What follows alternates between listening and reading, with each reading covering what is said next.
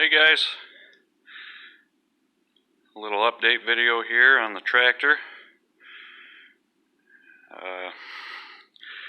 I'd say we're in the home stretch. We still got to do the wiring, but it was a lot of work getting it to this point. So after the last video, I took everything off, welded everything up, added some gussets here and there, and plated these, topped these off,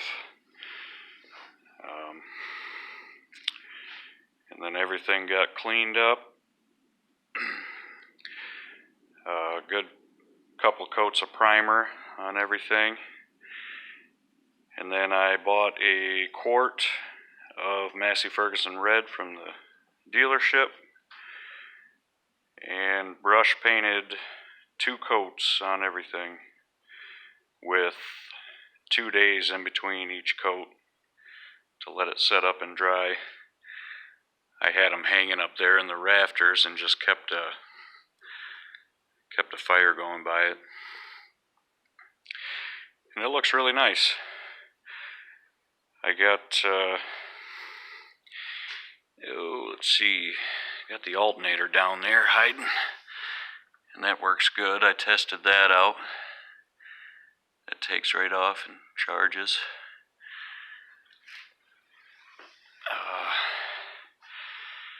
Got the rear wheel weights on.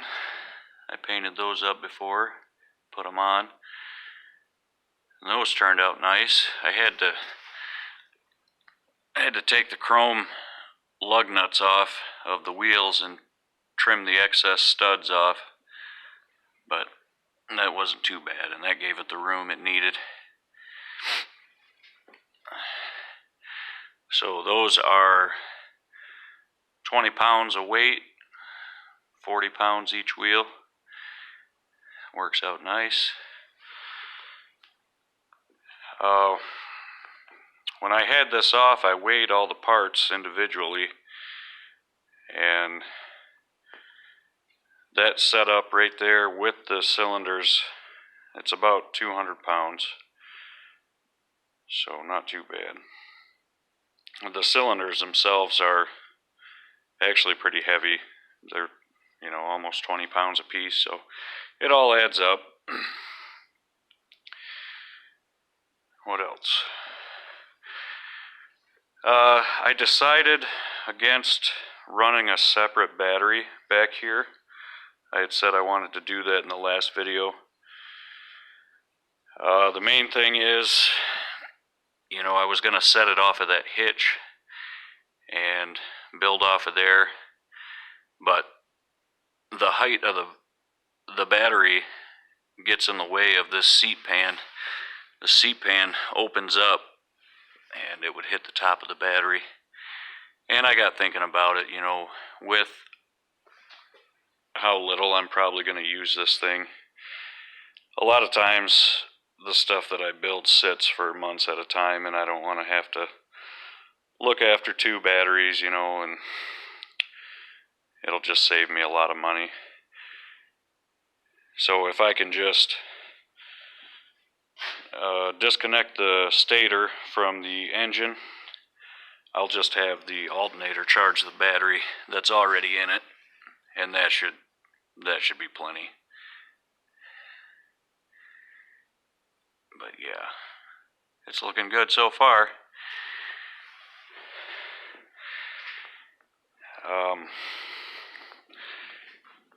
I have these joysticks. It's just a return to center. I got 2 of those.